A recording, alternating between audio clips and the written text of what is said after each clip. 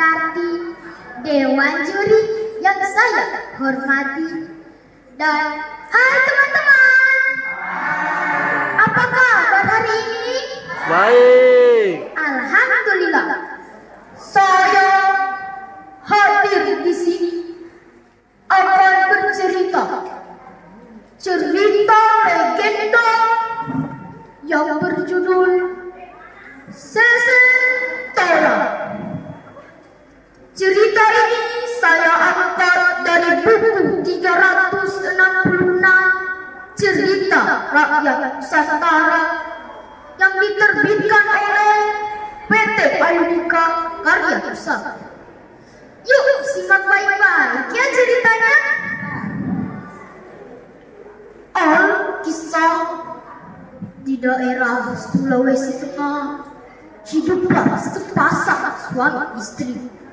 Sudah puluhan tahun mereka menikah, namun belum juga dikaruniai seorang anak. Hingga pada suatu ketika sang istri pun hamil. Sang ayah pun berdoa kepada Tuhan. Terima kasih Tuhan, Kau telah mengabulkan doa kami.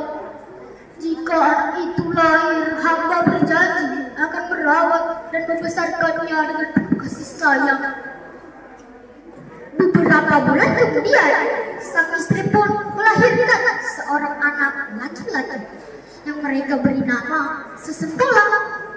Sejak dilahirkan, terlihat ada tanda-tanda keajaiban pada diri anak itu. Ia amat kuat minum susu. Terkadang ia menangis karena merasa kurang kenyang. Sang ibu pun mulai kebingungan melihat keadaan anaknya.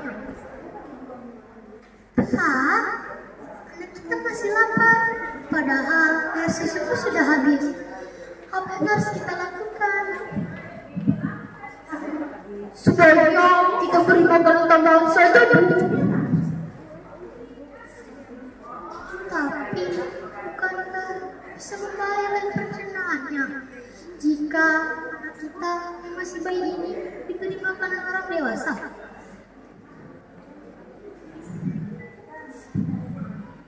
Kita harus bagaimana lagi, Bu? Jika tidak diberi makanan tambahan, ia pasti akan menangis terus. Suami istri itu pun memutuskan untuk memberi nasi bubur kepada anak mereka. Rupanya sepiring nasi bubur tidak cukup mengenyangkan Sesentola. Sekali makan, Sesentola yang masih bayi itu bisa menghabiskan 2-3 piring nasi. Teman-teman, semakin hari ia semakin kuat makan. Namun di balik itu ia memiliki kekuatan yang sangat luar biasa yang tidak diketahui oleh orang tuanya. Teman-teman, beberapa tahun kemudian Sesentola telah tumbuh menjadi remaja. Kebiasaan makan banyak pun semakin meningkat.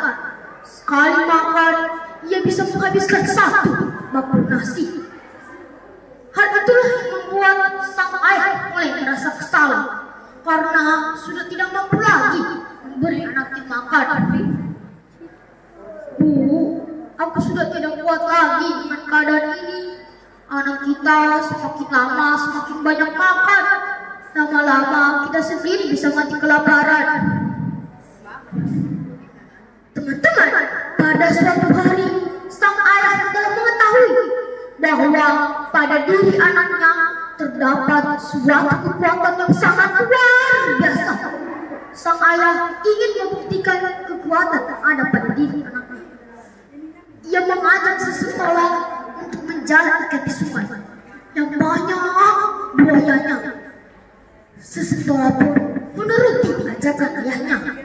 Setiba di sungai, sang ayah segera melempar jalannya ke tengah sungai, lalu memerintahkan Sesentola untuk mengambil jala tersebut. Sesentola, cepat ambil jala itu, pasti sudah banyak ikan tertangkap di dalamnya. Baik ayah. Begitu Sesentola menyelam ke dasar sungai untuk mengangkat jala tersebut, sang ayah mulai merasa khawatir dengan keadaan anaknya.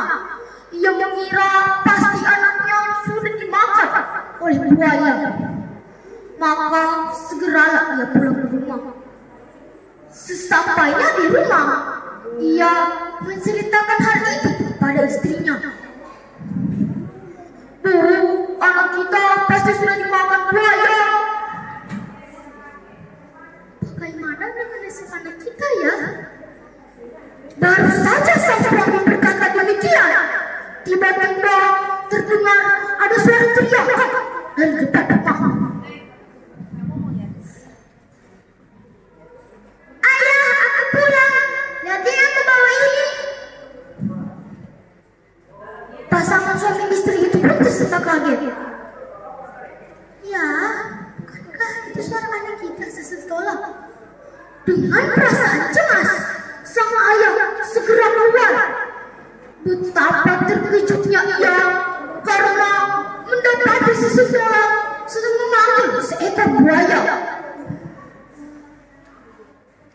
Lihat ayah, aku berhasil menangkap seekor buaya. Sang ayah pun terdiam, tidak percaya dengan apa yang ia saksikan. Untungnya ia cepat tersadar dan cepat-cepat memeluk anaknya. Teman-teman, sementara itu sesentola yang telah menyadari ia tumbuh dewasa dan hanya menjadi beban bagi orang tuanya, ia lebih baik pergi untuk mencari penghidupan sendiri. Teman-teman, keesokan harinya ia pamit kepada ibunya. Bu, sesentola pergi ke negeri seberang dulu ya, supaya sesentola bisa membantu ayah dan ibu. Mari dong. Tapi nak, hanya punya kamu di sini. Jangan tinggalkan ibu sendirian. Sekarang sesentola terus dewasa.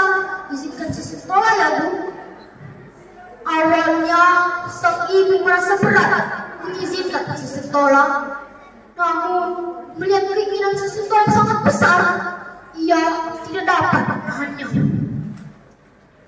Baiklah nak, kamu harus lihat ayah, ibu dan desa ini ya. Kaulah mudah pusaka ini. Ingat, sampai kau hendak menggunakan tanah ini, harus disertai menyebut bagian tubuh khususmu yang hendak kau bidik. Jika kau menyebut mata, maka anak panah ini akan mengenai mata khususmu. Baik Bu, ia pun meminta doa restu kepada ibunya. Bu, sesentola pergi dulu ya. Doakan sesentola supaya sukses di negeri seberang. Teman-teman, singkat cerita, sesentola pergi meninggalkan kampung halamannya. Ia berjalan tanpa tentu arah hingga akhirnya sampai sebuah kota kerajaan. Namun anehnya, tak seorang pun yang terlihat. Hanya ada tak seorang pun yang terlihat. Hei, kenapa kota ini sepi sekali? Teriak sesentola dengan heran. Teman-teman, setelah sesentola mengelilingi kampung tersebut, tampaklah sebuah rumah megah. Ia berpikir itu pastilah istana raja. Dengan langkah perlahan-lahan, ia memasuki istana tersebut.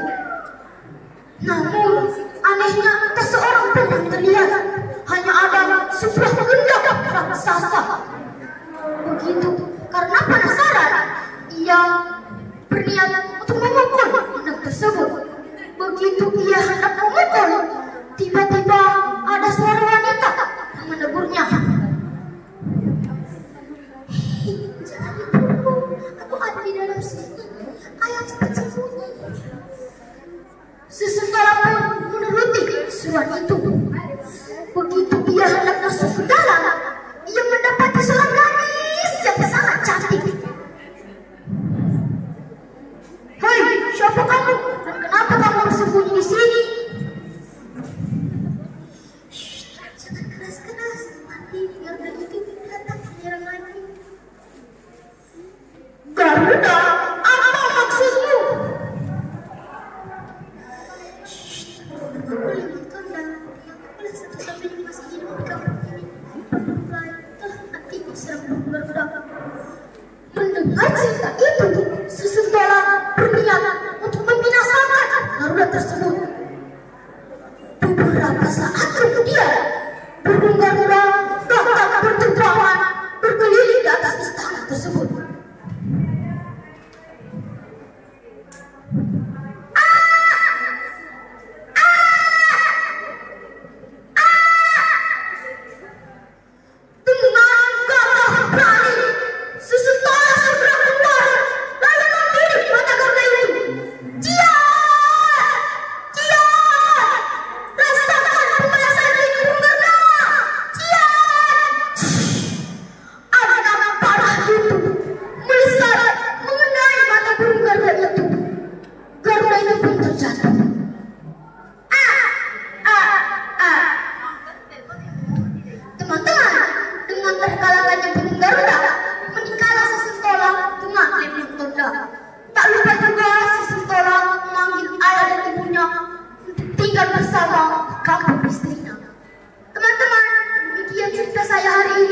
Wabillahi taufiq wal hidayah.